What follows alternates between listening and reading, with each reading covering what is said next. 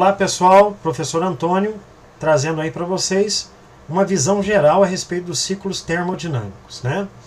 Então, o que me motivou a fazer essa videoaula? De novo, eu achei pouco, aliás, eu achei até alguns vídeos muito interessantes falando a respeito de ciclos termodinâmicos, né? Tem bastante vídeo aí, mas esses vídeos não abordam de forma direta algumas características, né? Então, o objetivo dessa videoaula é trazer, de forma bem resumida, uma visão geral de todos os ciclos termodinâmicos, né? E resolver 3 questõezinhas que caíram, que abordavam esse assunto, né? Então, com esse conceito básico que a gente vai falar aqui agora, nós vamos conseguir resolver essas 3 questões aí, questões que caíram na Petrobras, aí no concurso da Petrobras. Ok? Então, vamos começar falando a respeito de ciclo termodinâmico, né? Primeiro, quais são os ciclos termodinâmicos? Eles se dividem em 2 grandes grupos. Os sistemas de potência a vapor, que utilizam o vapor como fluido de trabalho, que no caso o ciclo de Rankine, e os sistemas de potência a gás, que utilizam o ar, né, como fluido de trabalho. Antes de começar, nós já podemos falar de uma diferença grande entre esses 2 ciclos. No caso do ciclo de Rankine, é um ciclo onde você tem uma mudança de fase do fluido de trabalho. Tá? Enquanto nos sistemas de potência a gás, você não vai ter essa mudança de fase do fluido que percorre o ciclo. Então isso aí a gente já percebe de cara uma diferença grande desses 2 tipos de sistemas de potência. Vamos começar a falar a respeito do ciclo de Rankine. Okay? Então quais são as principais características, né, elementos desse ciclo?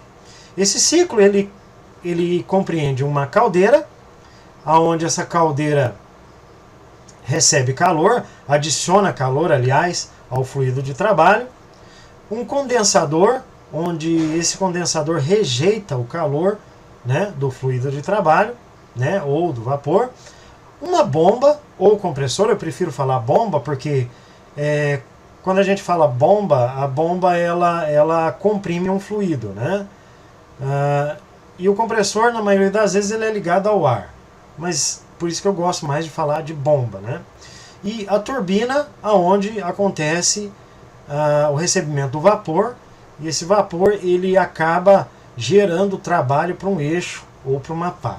Ok? Ok, pessoal. Uma coisa importante para a gente saber a respeito de todos os ciclos, primeiro, é quais são os processos ou etapas que esses ciclos percorrem. A primeira etapa que o ciclo de Rankine percorre é uma compressão isentrópica, ou seja, a entropia é igual antes e depois, né, da bomba, onde acontece o bombeamento adiabático do fluido de trabalho. Okay? Por que adiabático, pessoal? Porque não há troca de calor, né? Na etapa 2-3, a gente pode observar nessa figura aqui, né? Na etapa 2-3 é onde acontece a transferência de calor para o fluido de trabalho. Então isso vai acontecer aonde? Na caldeira. Então a caldeira ela é responsável por aquecer o fluido de trabalho e transformar esse fluido em vapor, né? E esse vapor, por conseguinte, ele vai ser utilizado aonde? Na turbina, que é a etapa 3-4 aqui.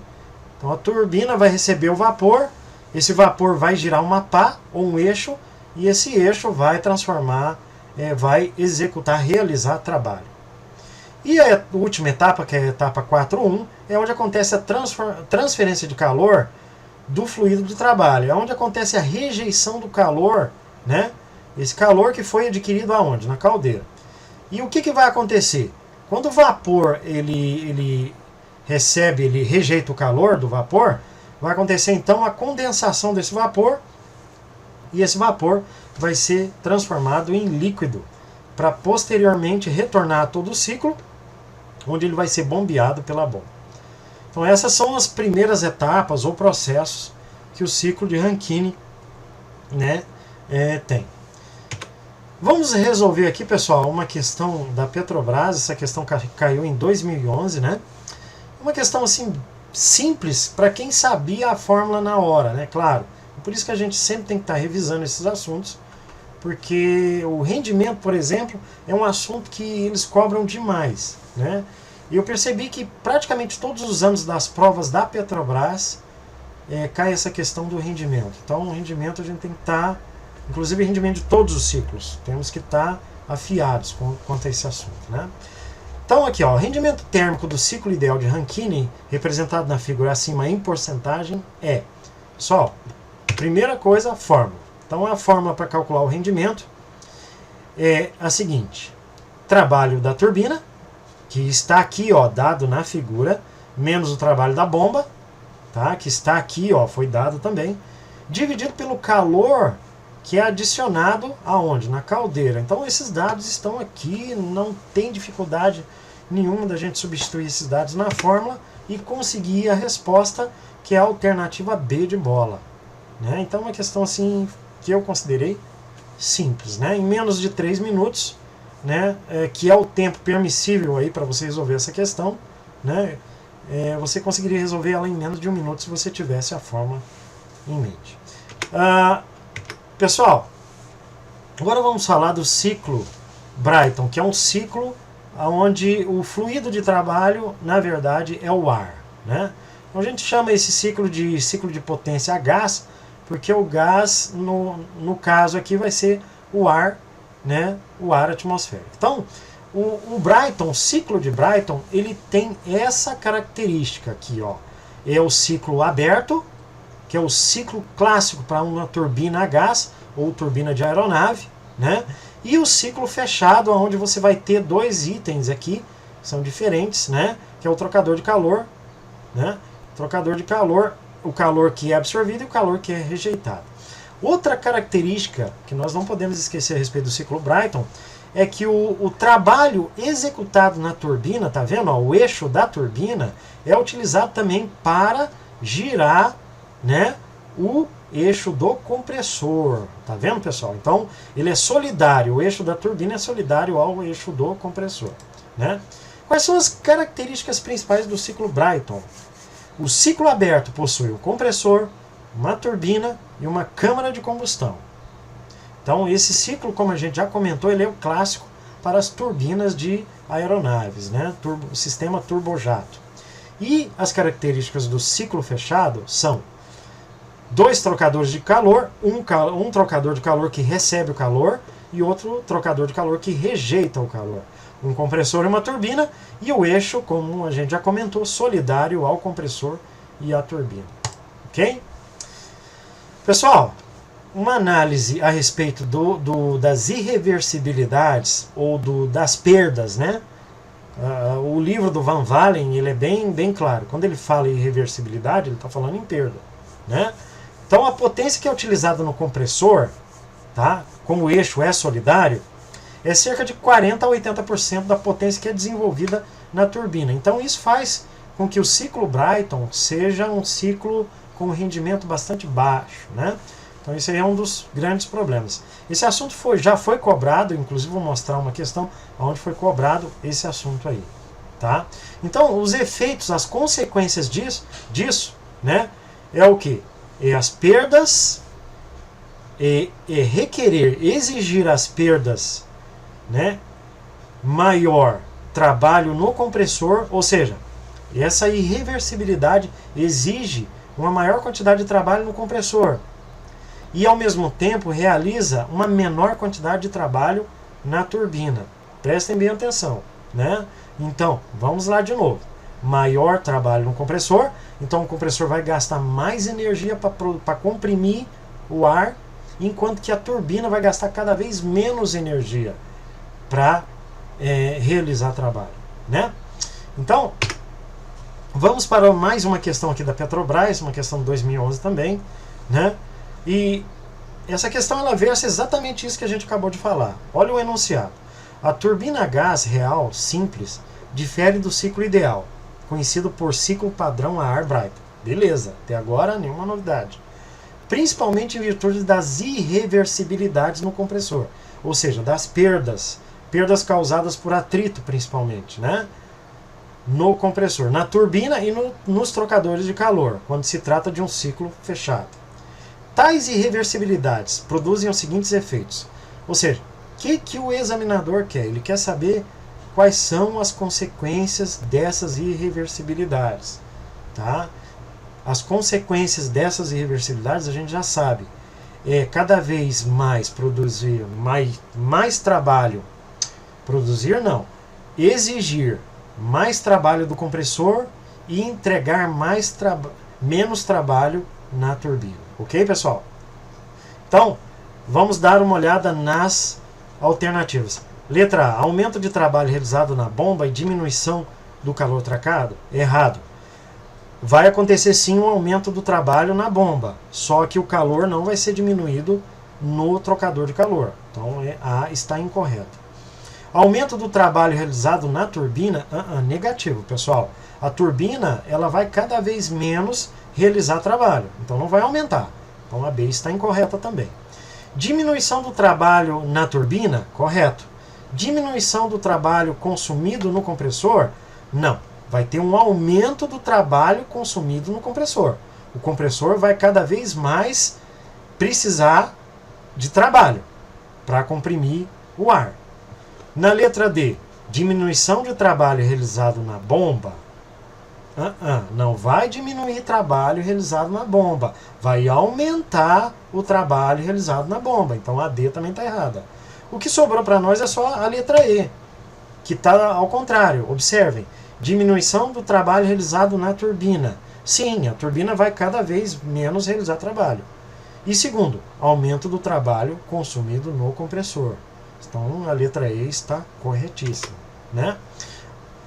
Pessoal, agora vamos falar do ciclo Otto, que é o ciclo clássico, né, para os motores de combustão interna, né? São os motores aí de ignição por centelha. Vamos lá.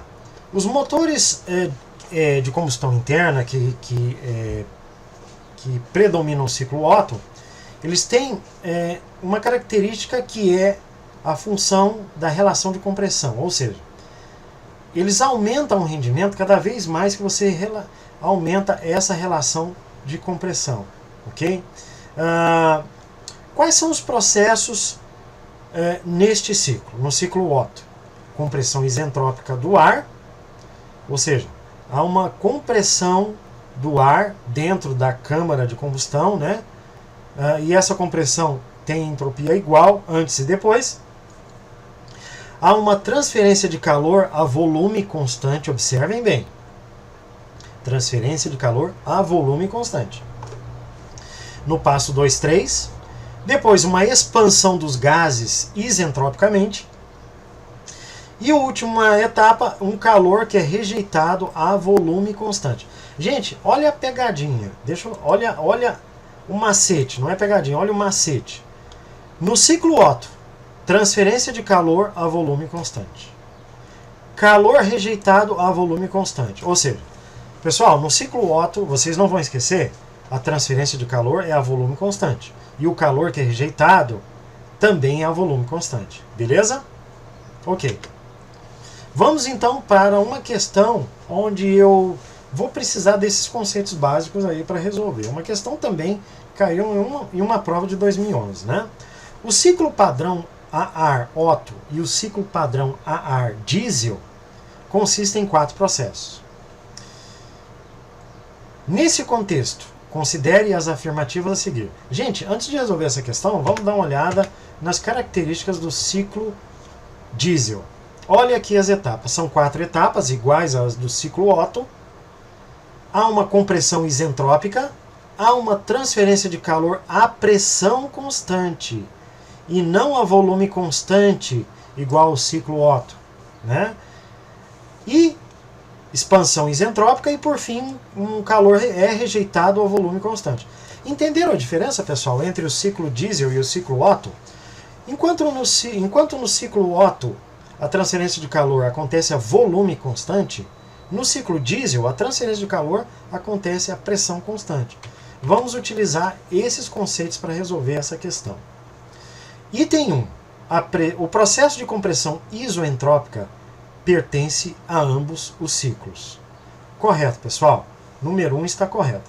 O processo de compressão isoentrópica acontece nos 2 ciclos, no ciclo Otto e no diesel. Então a número 1 está correta. Número 2. O processo de fornecimento de calor. Gente, o que é fornecer calor? É transferir calor. Acontece a volume constante pertence a ambos os ciclos, está errado essa questão, essa alternativa. Por que está errado? Porque a volume constante pertence somente ao ciclo Otto, não ao ciclo diesel. Tá? Número 3. O processo de expansão isoentrópica pertence a ambos os ciclos? Correto. Então a expansão e a compressão isentrópica vai pertencer ao ciclo Otto e ao ciclo diesel. Tá? E por fim, a número 4. O processo de rejeição. Gente, rejeição é a transferência de calor que acontece. Tá? Fornecimento, rejeição, transferência de calor, rejeição de calor, é a mesma coisa. O processo de rejeição de calor a volume constante pertence a ambos os ciclos? Sim. A rejeição de calor, ela acontece em ambos os ciclos. Então, quais são as corretas? A número 1, a número 3 e a número 4. Então, a alternativa E está corretíssima. Bom, pessoal, vamos finalizar então com o ciclo diesel, onde a gente já comentou que as etapas, os processos do ciclo diesel são de compressão, né, de expansão, transferência de calor a pressão constante e o calor é rejeitado a volume constante. Beleza? O ciclo diesel, ele é comum esses dois gráficos aqui, que a gente não comentou, que a gente deixa para uma próxima videoaula. Pessoal, espero que vocês tenham gostado aí da nossa videoaula, tenham aproveitado bem, revisado os conceitos de ciclos termodinâmicos e não esqueça, deixe o seu like, deixe a sua opinião para a gente melhorar cada vez mais as nossas videoaulas, compartilhe e inscreva-se no nosso site, ok? Então até a próxima!